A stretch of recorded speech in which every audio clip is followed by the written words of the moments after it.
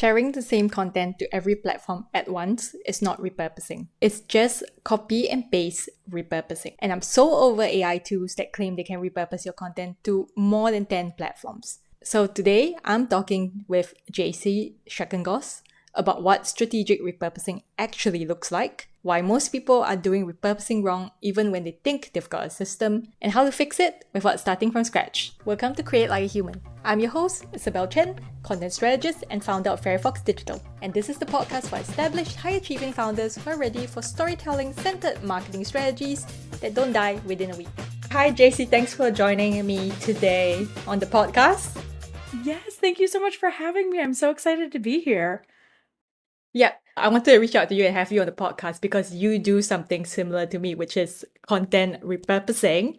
So can you tell me a bit more about your business and how you got into it, how you got into repurposing content for people? Yeah, absolutely. So I've been in content, digital, and social media marketing for coming up on 9 years now, which feels absolutely absurd to say. But I've spent the last 5 or 6 pretty much primarily in content marketing, which has been so fun. But one of the things that I really started to see is that people were sharing these really great ideas once, and then we would never hear them again. And I was like, that thing you just said is such a good idea. It's such a good way to pull your audience in. And I saw this across everything from big companies to solo entrepreneurs. And I was like, you have so much more leeway to keep speaking about this. So it was really just seeing that gap naturally and saying, why aren't we fixing this? And so I had the opportunity to use that in a role that I was in, and I really just ran with it. And then when I ended up in my own business, I really just leaned into it and, re-emphasized the importance of, hey, that thing that you said, that was so great. And if you're only sharing it once on social, a tiny fraction of your audience saw it. Say it again, say it in other places. Please say it again. Yeah. And actually, it's the same reason why I got into repurposing as well, because I used to work with a nonprofit that would film a lot of video content and they would just share it once and then they would never share it again. Oh my gosh, that's so wild to me. I'm like, the examples I always go back to, which these are like huge cultural things here in the States, but we have this one ad that's jingling, like it's a Christmas ad, but it's candy and it jingles. And they've used it for like almost 30 years. And they keep using it. And it's to the point where it's become this like staple rather than something annoying. And people are like, oh, I can't wait until I see it this year. And I'm like, that just is like such a big reminder to me of say the things again. There's going to be a point where it's not just something you've said, it's something you're known for. Yeah. And it's like, that's the game changer. Yeah, and then people remember you and quote you. It's like McDonald's. I don't know if the States is the same, but we have a jingle for McDonald's. I'm loving it. Is it the same? Okay, so is this the same universally? That, and I always think of Staples. I don't know if Staples... Staple, what is that? I've heard of it, but I don't know what it is. Paper company, basically? Like an stationery company? Yeah, we have something like that here in Australia. It's called Office Work. Oh, okay. Yeah, based on the name, I'm guessing super similar. Yeah. They have this like button that they called it the easy button. And it was literally a red button and it says easy across it. And they ran with that they're probably still running with it. I haven't been in Staples for a long time, but they're probably still running with it. And I'm like, that's not a groundbreaking concept. They're like, oh, here, we make your life easier. That's the whole... What exactly is that button? I'm confused. Is it an ad? They made buttons. They made an ad. It was like a whole massive campaign. And I'm like, all it is, they're saying they make your life easier. That's the whole point. Okay. And they have run with it for probably decades at this point. I've got to look up this Staples thing after. I'll definitely send you one of them because you're going to be like, why is this such a big thing? And I'm like, I don't know.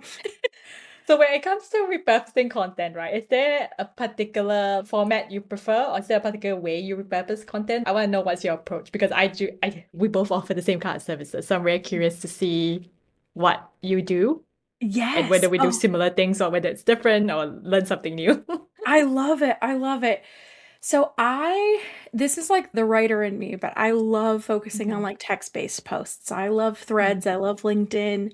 I love anything where I can just get to the point. Don't get me wrong, I love video content, but it is not my bread and butter. It is not where I shine the most. So I love being able to pick out these different moments. If somebody said a really impactful line, okay, what are the ways that we can take that line, say it again, and maybe it's even coming up with a video script of where that line is incorporated, or it's just seeing how we can tailor it to the other different platforms. And that's something I like to do yeah. too, is take a step back and say, hey, what platforms are you on? Where are you Mhm. seeing success and where do you want to be on? Because I think that's so important. I'm like, if you aren't getting any engagement or any sales or anything out of a platform, don't waste your time on it. Don't do it because you feel like you're supposed to be on it. I think that's such a huge thing of where people are like, but I have to be everywhere. No, I would rather you have a really high quality presence on 3 platforms than a really crappy one on 6. Like, That's true. That's true. That's why I tell yeah, my clients as well. I said, if like most of your inquiries aren't coming from their platform, why are we putting so much effort in there? Like we should be right. doubling down where your inquiries are coming from. And then maybe if you want to expand it out just to try another platform, we could do that, but don't do it at the cost of your content, because it's going to ruin your reputation. Because when they've reached like a certain stage and if their content quality drops, it's just not going to look cohesive if they share it Yeah, to another platform. absolutely. Yeah. Absolutely. And I think you can Especially when tell. they're service based. I just wanted to add that because Yeah. you Oh, rely on trust and like the personal brand. yes, absolutely. It's so funny. I was just about to Yeah. say Oh, you were that. just going to say thing. Okay. I think that is like the differentiator is like between the good content and the content that feels off is you can use I was thinking about this earlier. I think there's like a difference in because I'm like there's all the things to do with AI and people are like, "Oh, I can just drop it in here and it'll turn it into 18 things." Hmm. And I'm Hmm. like, "You have to have your guidance over that. You can't just let it Yeah. do what it's going to do." But I'm like, I think that's where so many people get lost is they're like, "Oh, but I put my voice in. Why didn't my voice come out?" Or they just assume that their voice is gonna come out too. And I'm like, "No, like, these like, especially if you're using AI, like, these things aren't made to stay consistent throughout. They're made to produce the end result. They're not necessarily taking your voice into consideration throughout the whole process. If you just kind of let it do its thing and don't have any oversight, it's probably not going to sound like you. I know mine takes a million hours of training before I'm like, okay, that's me. You did that on your own. Yeah. It's funny you should mention that because I've got a couple of clients that I work with, and we do use AI for the repurposing, like just Yeah. for skimming the transcript because that's going to take Yes. hours. And they've got their brand voice built into it. So what we've done is on ChatGPT, you can build this thing called, I think it's called custom GPTs. It's called agents on Claude. It's Yeah. called custom GPTs. But what it is, it's ChatGPT, but designed for a particular purpose. So in this case, for repurposing. And then inside the instructions, there's the client's brand voice. And then what I do is we put the transcript in.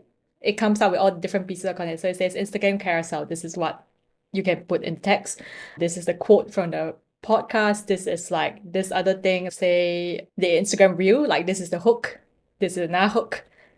And then even though the brand voice is in there, some of it doesn't quite sound like the client. So I still have to edit it. Yes. It's like a maybe Yeah. 80% there. And then 20% still needs Right. like a human to refine it. For sure. And I think that refinement is where we really lose like that personality. Mm, If people are skipping that refinement, it's no, we gotta also, this is all still relatively new. We gotta make sure this mm. sounds actually like you before. like before you lose that trust. Because I think that's a huge one right now, is like people actually Yeah. feeling like they're talking to a person. And I think at the end of the day, we all have to remember the yes, if people are purchasing, yeah, they might use AI to help them guide their decision. But Mm. for the most part, actual people are making those buying decisions still. Yeah. So we've got to talk right to them, not the tools they're using. And sometimes it's also about simplifying the language you use because I've used it for a while now and I start to notice it likes really complex sentences. I don't know why. It's like it's repeating itself, but then it's not adding anything to the conversation. It's just saying the same thing in a very long sentence. Yes. Oh my gosh. Yes, absolutely. And I'm like, that needs to be a 3-word sentence, not lines. Yeah, that's true. And Yeah. yeah, and now I've gone on a tangent. And I was just thinking of some really famous slogans. Nike's "Just Do It." Yeah. I remember I read a post where they said someone actually asked AI, I don't know which one it was, but they asked them to write a slogan for Nike and they couldn't even get close to the "Just Do It" slogan because it was making all these overly long slogans, like overly long, complex one-liners for Nike. Oh my gosh. I Simplicity is what right. humans can do. Simplicity. Oh my gosh, absolutely. I'm like, we still have to balance with the fact that our attention spans and time to get our attention on social media are minimal. I'm like, and AI does not get Yeah. that. Yeah, and then the simpler you can make it, the more likely it'll stop the scroll. Like the simpler and more specific, because it takes people less brain power to understand it. It's gonna Oh, be too complex. absolutely. You're just gonna like swipe past. For sure, for sure. And that's something I keep noticing in myself too. And I keep trying to go Hmm. back to it when I realize it. If I'm like, oh, that hook I didn't even pay any attention to it. If I scrolled and I'm like, oh, I could not tell you what that said. I've been going back to it because I'm like, what is it about that didn't capture my attention? And that's something I've been like keeping in mind when I'm working on client work as well, is because I'm like, I want these things to be attention grabbing and I want them Yeah. to reach their target audience. So it's been something I've had top of mind too, of like making sure that I'm putting the important thing first, because I'm like, we're moving so quickly.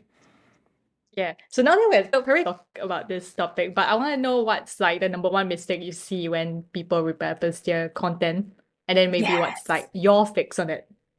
Yes. I think there are so many mistakes. I love this question.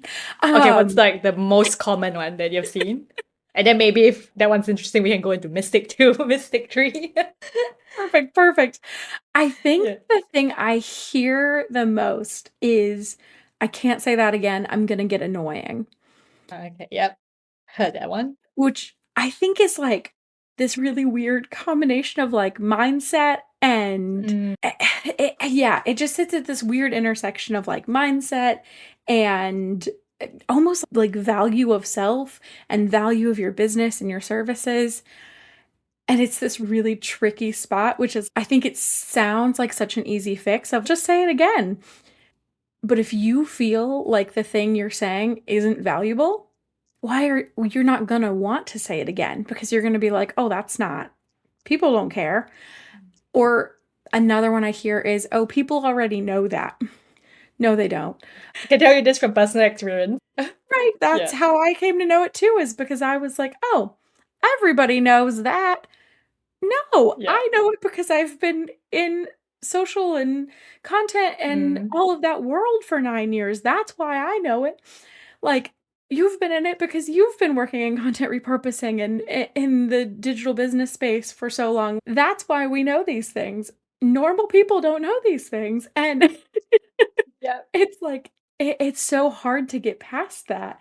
And then it's so important to tell other people too of, I promise you, your average audience member does not know this weird thing about whatever business you're in. Like for me, I have been so ingrained in SEO for a long time that it's just always in the back of my head.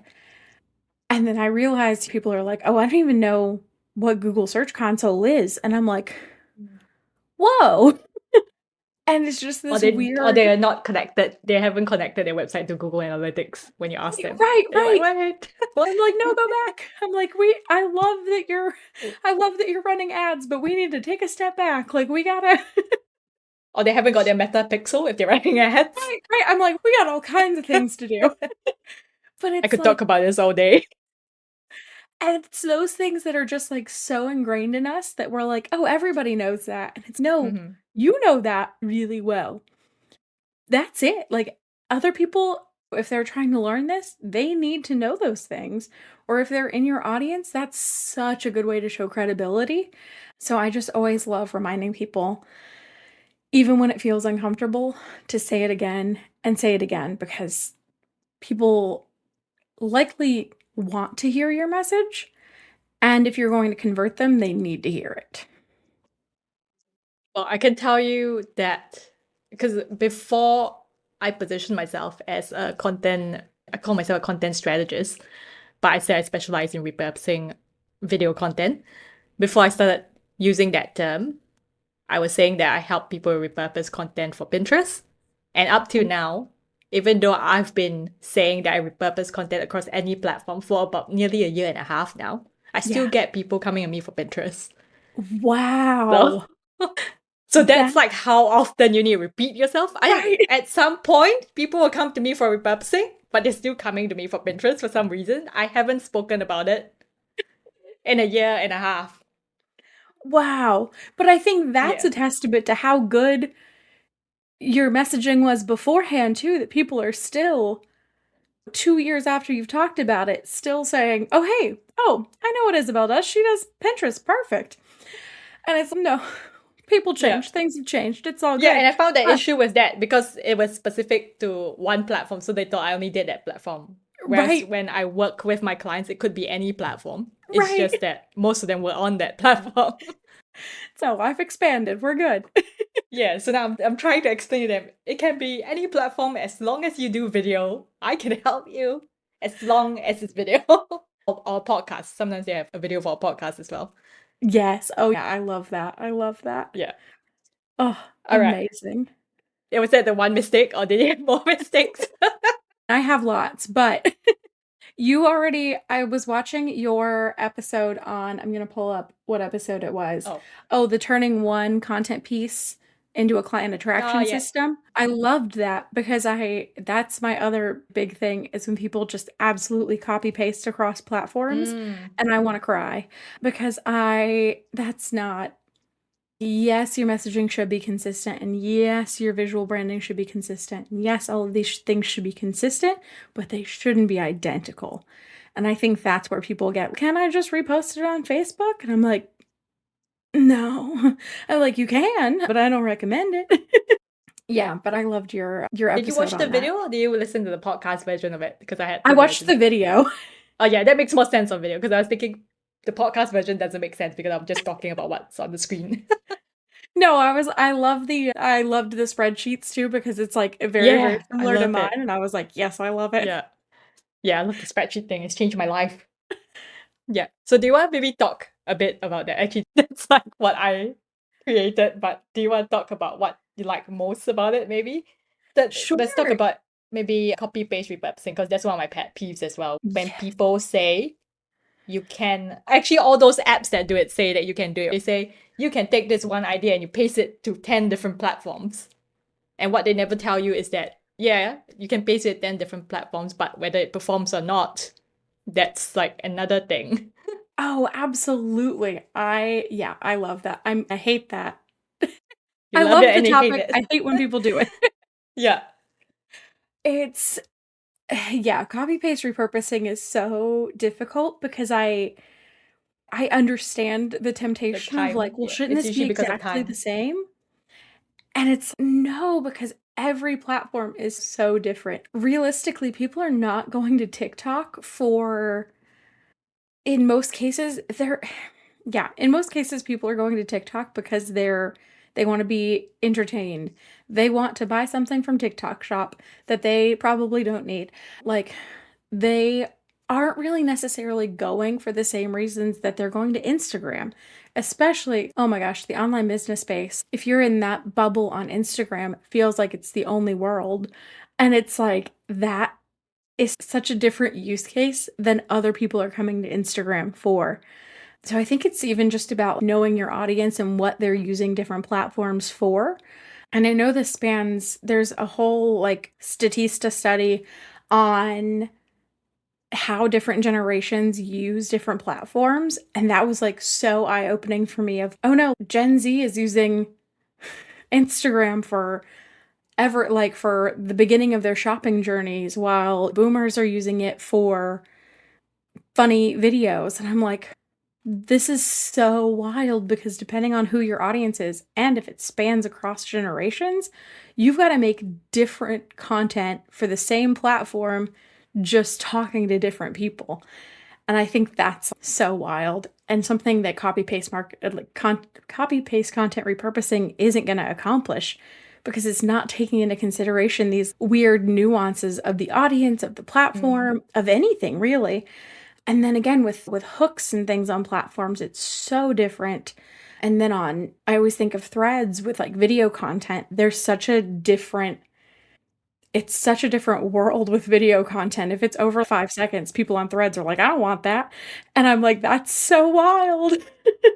It's funny you say that because I'm on Threads as well, and I noticed most people don't seem to like video. They prefer you to write stuff. Yes, it's so And interesting. then it's And I'm like, never about business. It's always some random stuff. Like that's what I see on my Threads. It's just like those random are the stuff. ones that do best for me. And it's so Yeah. funny, but also infuriating. And I'm like, what's happening? Or I talk about my cat and then I get like 10 comments. And then I Oh, talk about business absolutely. and I get nothing at all. I hate telling this, but I love telling this at the same time. My highest performing piece of content, all of 2025, I can't even tell you how many pieces of content I released, was an Instagram story about potato soup. What was it? I want to know now. I had tagged the chef who made the recipe. I had followed her recipe and it literally was a picture of the soup. Not even a good picture of the soup. It was a very bad picture of the soup. And I had tagged her and I said, Chef Salt and Lavender's recipe, add avo. It was like 30,000 What? views. And I was like, 30,000? what's happening? This is a bad I've picture. never gotten that for a client. Listen, if I could get it on my business, if I could get it on a business post, I'd hang up my hat and call it a day. Potato soup, though. Maybe you've got to test that a few more times, like post more videos Should I really? on your Instagram and see if it always performs. Or if it was just a weird one-off. I should test it because I use her recipes all the time. I love her. But I was like doing my 2025 recap and I was like, this is horrible and amazing all at the same time. And then it skews your data because there's that one post about potato soup. The next week, took off. everything's like all the way down. And I was like, oh. Yeah. Yeah, because the arrows would go down after that. I was like, for 3 months, it was like, it used to do better. And I'm like, listen. Oh yeah, that's actually something I want to touch on as well. Like looking at your results, looking at how different content performs. Because I've got people who've asked me, they said, oh, what kind of content performs so well on Instagram? And then I say, it's actually different based on your own experiences. Yes. And that's why like I always tell them we need to test like video, we need to test written content, we need to test maybe one with your photo. Because like I don't see any trend at all. Unless like we're looking at your own bubble of content and then the trends like within your bubble. Because some people do really good on video. Some people's videos flop. Just the delivery style or something to do with maybe how they show up on video or something. It's like some people actually do better on like written carousels because they're better storytellers.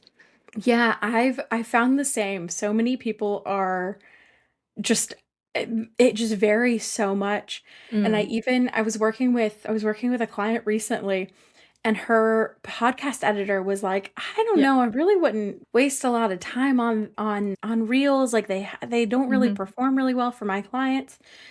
And so I was like, okay, I'm going to give it a couple more weeks and I'm going to test it. And we 5x'd her views. Wow. And so I was like, I think it's just so specific for every person that I'm like, I don't even know that we can say, oh, hey, this is what works and this is what doesn't. It's like, it's exactly like you said, it's going back to that testing. And I like to test like throughout too. It was really funny. I had left a note for myself in a spreadsheet earlier today when I was posting Yeah. content. And it was like testing this against other posts that was linked to see if longer or shorter captions are doing well now. And I'm like, that result is going to be so different than it was the last time that I tested 3 months ago. Because that's just how much the platforms change. And it even could be a topic difference. And it could, Yeah. there's so many things that go into it that I'm like, the result we're going to get now might be different. And if it is, like, that's not something to worry about, but it is something to keeping all of this data aggregate is just so important because we can see, hey, because it can even be seasonal. In spring and Mm. summer, videos do better. In fall and winter, carousels do better. And it's like, that's just user behavior. And that's something we don't have any control over as much as we would love to. It's That's like, so that's just, interesting. I've yeah. never seen like carousels and what was that thing you mentioned? Carousels and something perform better in winter versus summer. I Yeah. just see And like, everything drop in summer. Everyone's outside. that's always like the two weeks between like Christmas and New Year's. Yes. It Yes. used to be just like straight Yeah. downhill, and now there's that little like peak and that day that Mm. everybody's like doing nothing, and I'm like, oh, I love that. I'm like, okay, we Yeah, can that's go after Christmas. right, The day after Christmas. Then you're like, oh, there's a little peak because everyone's right, just like at home scrolling right. through their phone. Everybody's just like vegging out. And then I'm like, it's gonna go right back down. Don't get too excited. I'm like, it'll come Mm. back up like the fourth, the fifth, somewhere in there. I'm like, but it's just so finicky and so it just changes all the time. And so I think every learning we can get is just so important because I'm like, I'm a big always be testing person just because I think that it's everything on social moves so fast that Yeah. I'm like, we can't keep up if we're not testing. Yeah. Yeah, that's what I find. That's why I have to keep testing. And then what's performed well in the past may not perform well again because like you said, like some things have changed, user behavior has changed, or the algorithm changed and it's prioritizing video over written content. Or now I think now it's like Instagram prefers carousels, but then Claude can write carousels, so I think carousels are going to drop in popularity because everyone's going to be posting them. This is my I was prediction. I think you're right on that. I've seen Yeah. so many Claude Code dashboards for carousels that Yeah. I'm like, I don't get too comfortable. Yeah. And then I predict talking videos are going to go viral again or have a uptick in Ooh, popularity again. I love that. I love that. I think that kind of makes sense though, because I'm like, so many people have no idea if they're talking to a real person or not. And so I think Mm. when somebody shows up in a face talking video and they're like, oh my gosh, just being themselves, I think it helps so much. Yeah. So I love that prediction. I would not be surprised. And then another prediction I have is it probably won't be as polished because I noticed most of the AI videos are quite polished Right? looking. Like so they have this really weird unnatural glow. Have you seen the one with AI avatars for themselves? So it's not actually them, it's just the voice. Yes, But I'm so the scared. person on screen is not them. Yeah. I have seen that and it just yeah, it baffles me and Yeah. I'm a little stressed about it only because I think people are using this so just okay, perfect, here's the end of it. And I'm like, we can tell you look like dead behind the eyes because it's not really you. It's I'm like, there's no emotion there because of course there's not. It's not real. Yeah, it's like uncanny valley. I'm just looking and I'm like, is that a real person? That's what I'm thinking when I see this kind of video. I'm thinking, is that a real person? It's like it erodes my trust. Oh, absolutely. Absolutely. Yeah, that I think that'll probably make a really big comeback. I like that prediction too of like showing up and being real rather than being like, "Oh my gosh, look, I have the perfect office for recording and I've got all the perfect this and that and da da da." So do you or did you Or is make there an a AI background? video? Oh, so All right, let's crazy. shift to a happier topic. Let's do it. Let's do it. Yeah. So you have this club membership called the Cosmic Content Club, and I really love the tagline. I'm going to read out the tagline. So the tagline is a good ass galaxy of badass content. And can you tell me more about this Cosmic Content Club? Because there might be some people listening to the podcast that is interested in it.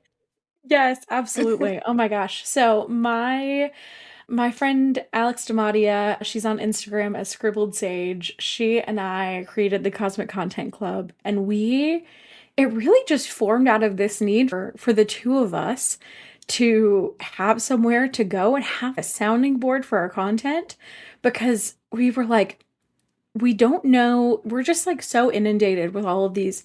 Oh, hey, you should do this. Oh, hey, this is what's working today. Oh, hey, this is what's going on today. This is what's trending. Oh, you missed that trend. You were gone for 12 hours. Yeah, ship sailed. All right, bye. And it was just like all of these like repetitive things with like content that just became overwhelming. And we were both like, okay, if we have this problem, I bet other people have this problem. So we started talking to people and we were like, how would this kind of work for you? And so now we've got the Cosmic Content Club, which is really fun. I love it so much. And we're really all about authenticity, consistency, and really just like bringing yourself to your content. And we really try to focus on a strategy that works for you. I think there's so many times where people are like, oh, this strategy worked for this other person. So I bought this formula and I did this thing and I still hate it. I still don't feel like it fits right. And it's, yeah, you bought a strategy that somebody else made for themselves. Yeah. Of course it's not going to fit right for you. Like, you're not the same people. You don't have the same day. You don't have the same life. And so we really work with people to help them make sure their content works for them. And if it's not working for them, figure out what they can change. So we have every month, we have a co-working call, we have office hours, which is where we really come in and hash out content ideas and go back and forth on that. I think there's a better way to do this. Or a lot of times we have people who are like, this is just stupid and I hate it and it's been in my drafts for 5 days, and it's literally just that push of, that's not stupid at all. People need to hear that. Post it. And then we usually do a monthly workshop. Sometimes it's one of us, sometimes it's somebody in the community, but we've had some really wonderful people come from outside of the community as well to speak, and that's been so fun. And we've also been doing monthly recap and reset sessions at the end of the month.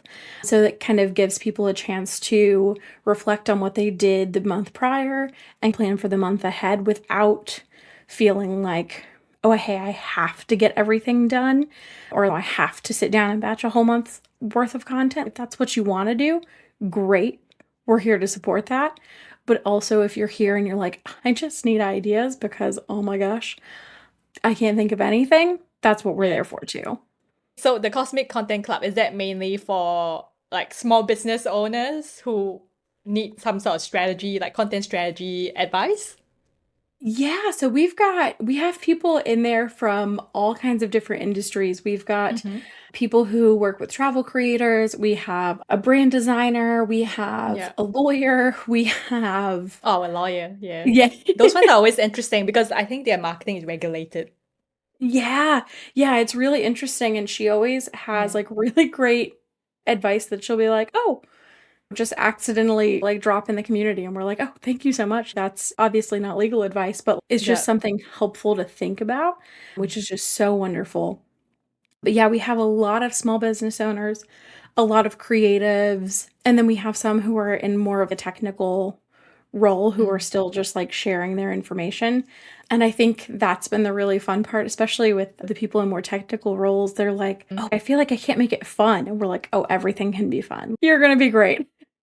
Yeah, I've got a couple of clients who are in the technical role, so like science technical kind of role.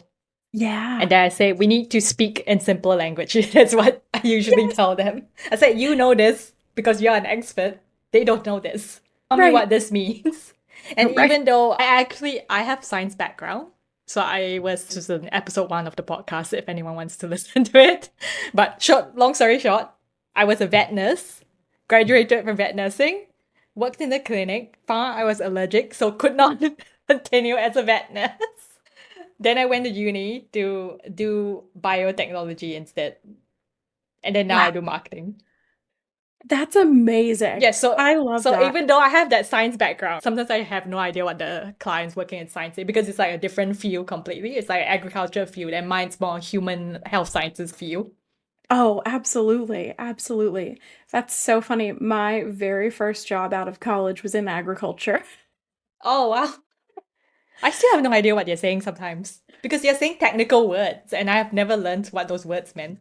I'm like, "Oh my gosh, I don't know how some of my first like digitally published pieces were from an agriculture conference. And looking back now, I'm like, how did I know what that meant? What?" I'm like, I think I lost a lot of information over the last decade. Yeah. I don't know what happened. But it's also because now you do marketing, you have that lens where you're looking at it and you're like, if I don't even understand this, how are other people who haven't got that agriculture background supposed to understand it? Absolutely. Absolutely. And it's like, we got to simplify. And that's the point of writing all those papers, right? That you want people to understand what you've researched, but then Yes. people don't understand it. That's always the importance of hiring like a plain language writer for the Yeah. synopsis and for the pull out quotes for research papers. I'm like, this way anybody can understand it and it can be widely shared a little bit more than just in the field. Okay, so one final question that I ask all guests, how, in your opinion, how do we keep our business from, well, feeling human in a world where people are always saying AI is the solution? Because this Yeah. podcast is called Create Like a Human Podcast. So I'm very Yeah. interested to hear what you think about that. I love that question. I love that. I think it's just really important to show up as ourselves no matter what that looks like. Mm. Whether that means I think there's a lot of concern of, oh, if I show up online, I have to show my whole life. Like, absolutely not. You have to show what you're comfortable with. I don't show my whole life. Certainly not on my business account. My personal account is mostly midly cocky. I and I never talk about that on my business account. And I think it's just so important to find those real genuine stories and those things that you connect with and those things that are important to you and making sure those show up in your content just because it's like you said there's this huge lack of trust. And am I even watching a real person's video right now? Is this even a real person? I have no idea. And so I think it's really about just showing up consistently. I think about the people that I love to see their content on social, and I know that when I see their content, I know I'm going to see them. And then it might not be it's probably I would even say it's definitely not going to be the most polished video I see that day. And it's definitely not going to be the most groundbreaking, but it is going to be real and it's going to be how they showed up that day. And that leaves like a way bigger impact on me, especially over time. So I think it's really about showing up as yourself in a way that you are comfortable with and really just standing in your, I don't want to say standing in your lane because that sounds awful, but like standing in your zone of genius and your zone of comfort without breaking your own boundaries. Because I think that opens up a whole other door of issues. But I think it's really about just showing up as yourself and being honest too of, hey, this is what's going on. Great. I think of she's an online business owner. Her name is Jordan Gill, and she creates content and she has this whole system called carpool content. And it's amazing. And she created it because she was in this situation where she was like, I have to spend 2 hours a day in the carpool line and I'm not doing anything. And so she created this system where she makes wild amounts of content from her car at carpool. And those videos are never like, I'm not looking at them and going, oh, wow, this is the most like perfectly produced video. But I'm looking at it and I'm like, I know that's her, first of all. And I know it's her real, genuine breakdown and thought. And I know these are really her. Yeah, I'm gonna look her up. Now I'm curious. So she's I always love in it. her car, are you saying? She's in her car a lot. Yeah. Yeah. Okay. Jordan Gill. Maybe Yes. give me the link later and I'll add it to the Yeah, I show got notes you. if anyone's curious. So thanks so much for being on this podcast. So you can find JC on Instagram, and then I'll pop her website in the show notes as well. Thank Yeah, I you. had a Thank you really so good much for time. having me. Thanks for tuning in to Create Like a Human. If this episode sparked new ideas, I'd love for you to hit follow and leave a quick review. It'll only take 2 minutes and means more people like you can find the show. Until next time, keep creating like a human.